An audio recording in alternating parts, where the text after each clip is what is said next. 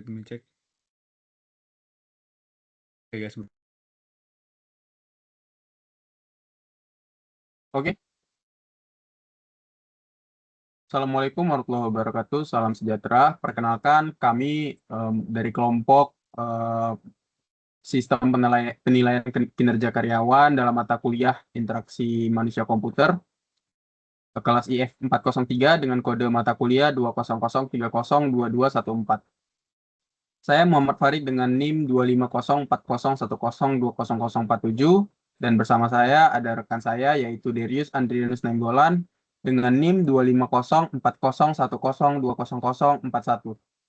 Pada video presentasi kali ini kami akan memaparkan proyek yang telah kami rancang, yaitu sistem penilaian kinerja karyawan atau dalam bahasa Inggris disebut Employee Performance Appraisal Platform. Proyek ini berupa sebuah website yang dirancang untuk membantu proses penilaian dan evaluasi kinerja karyawan di sebuah perusahaan secara terstruktur dan sistematis. Selanjutnya, izinkan kami memperkenalkan lebih lanjut mengenai tim yang mengerjakan proyek ini. Oke, next.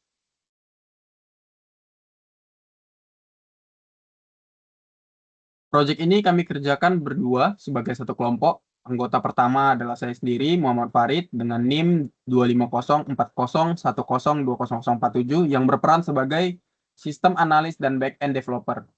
Saya sendiri bertanggung jawab menganalisis kebutuhan sistem, merancang logika bisnis aplikasi, serta membangun basis data dan sisi back-end dari website ini. Anggota kedua yaitu Darius Andrianus Nainggolan dengan NIM 2504010200041 yang berperan sebagai UI UX designer dan front-end developer. Tugasnya adalah merancang alur pengguna serta tampilan antarmuka aplikasi, kemudian mengimplementasikannya menjadi sisi front-end dari website ini. Dengan pembagian peran ini, kami dapat saling melengkapi antara sisi desain dan pengalaman pengguna dengan sisi logika sistem dan pengelolaan data. Oke, proyek kami berjudul Aplikasi Performance Appraisal Karyawan. Ini adalah sebuah website yang dirancang khusus untuk menilai dan mengevaluasi kinerja karyawan secara terstruktur dan mencakup 4 komponen penilaian utama. Komponen pertama adalah generik kompetensi, yaitu kompetensi umum yang berlaku bagi seluruh karyawan tanpa terkecuali. Komponen kedua yaitu fungsional kompetensi, yaitu kompetensi teknis yang disesuaikan dengan fungsi dan jabatan masing-masing karyawan. Komponen ketiga adalah Key Performance Indicator atau KPI yang berfungsi sebagai indikator pencapaian target kinerja karyawan. Dan komponen keempat adalah Individual Development Program atau IDP, yaitu program pengembangan diri yang dirancang untuk membantu karyawan terus berkembang.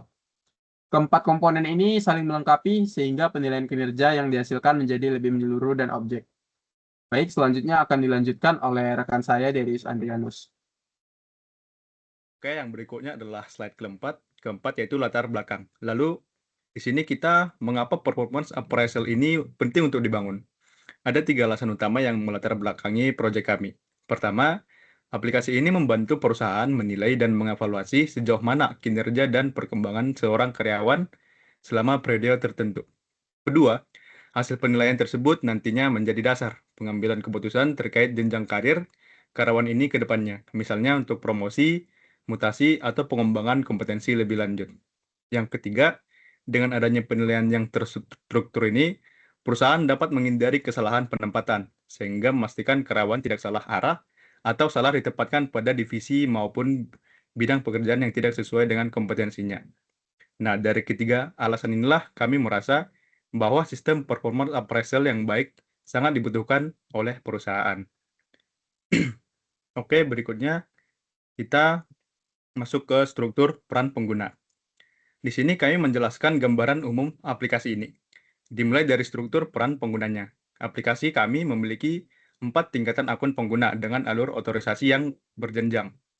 Tingkatan pertama yaitu adalah staff yang paling bawah, yang bertugas mengisi dan submit penilaian kinerjanya sendiri. Nah, nanti tingkatan kedua yaitu supervisor atau leader atau atasan dari staff ini yang berperan meninjau dan mengotorisasi hasil penilaian dari staffnya. Tingkatan ketiga adalah manajer yang melakukan verifikasi lanjutan atas penilaian yang sudah disetujui leadernya. Dan tingkatan terakhir yaitu adalah direktur yang memberikan persetujuan akhir atau final approval. Jadi, secara keseluruhan, alur pengajuan penilaian ini bergerak secara berjenjang, mulai dari staff, ke leader, lalu ke manajer, hingga akhirnya sampai ke direktur. Struktur ini memastikan setiap penilaian melewati proses tinjauan yang berlapis sebelum benar-benar final. Oke, berikutnya kita masuk ke alurnya. Bagaimana alur proses penilaian kinerja? Setelah memahami struktur perannya, sekarang kami akan menjelaskan bagaimana alur proses penilaian kinerja ini berjalan di dalam aplikasi, yang terdiri dari 5 tahapan. Tahap pertama, penilaian.